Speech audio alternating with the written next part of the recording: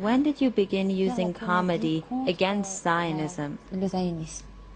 In fact, I've done sketches about all forms of extremism, but freedom of speech stops in France when it comes to criticizing Israel. We don't have the right to talk about it. I have to add that we have someone as head of the government who is openly Zionist himself. In my opinion, one of the most Zionist people I've ever seen in France. And why are you against Zionism? What motivates you to be against it? Well, it began simply with the issue of unequal competition, a republic which does not treat its citizens equally. What I'm trying to say is, in France, for example, we commemorate only one of the events that have caused suffering for people, the Holocaust. Other events where mankind has suffered injustice are completely overlooked. For example, slavery in French colonies, the Algerian War, and many other events are never mentioned. The Zionist lobby imposes an unequal competition, a hierarchy in the sufferings of different communities, which is completely obscene. But it is no surprise, coming from a type of individual with an immoral or unfair character who is, from a philosophical point of view, to some extent, mediocre. But today, they have taken France as hostage, and we are in the hands of ignorant people who know how to structure themselves into a mafia-like organization and have now taken over a country that deserves much better leaders than those who are in charge. Unfortunately, today authorities are putting more pressure, particularly on me directly, and other comedians are generally afraid, and freedom of expression is decreasing in France.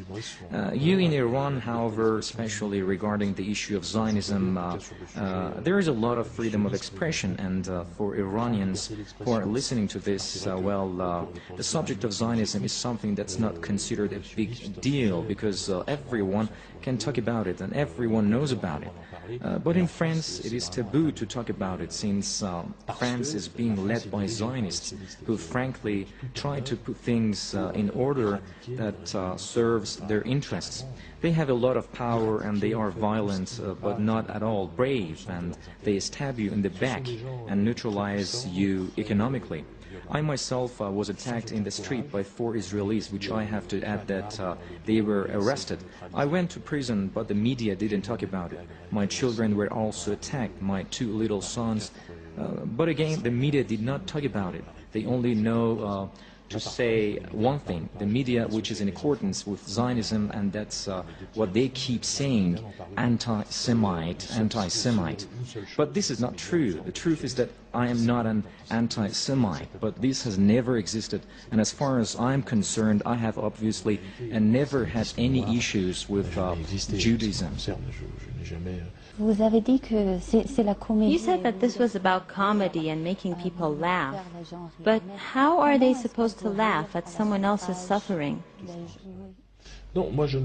I don't want to, and I would obviously never give myself the right to laugh at someone else's suffering. I can laugh at the way this suffering is used. For example, in France, the Holocaust, which has now become like a dominant religion, it has replaced even Jesus Christ. We are obligated to accept this dogma and pray for it almost every night and teach it to other children. It's the way the Zionists are using this suffering of the Jews, which has obviously suffered, but of course not more than many others in history. And it is a suffering that should not be denied, just like the others. And they have commercialized this suffering. Now this is something that we can laugh at, and have just finished writing a song.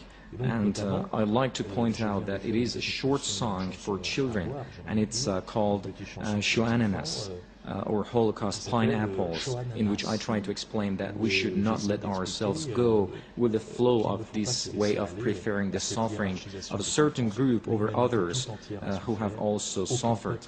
Humanity as a whole has suffered, and nobody is better.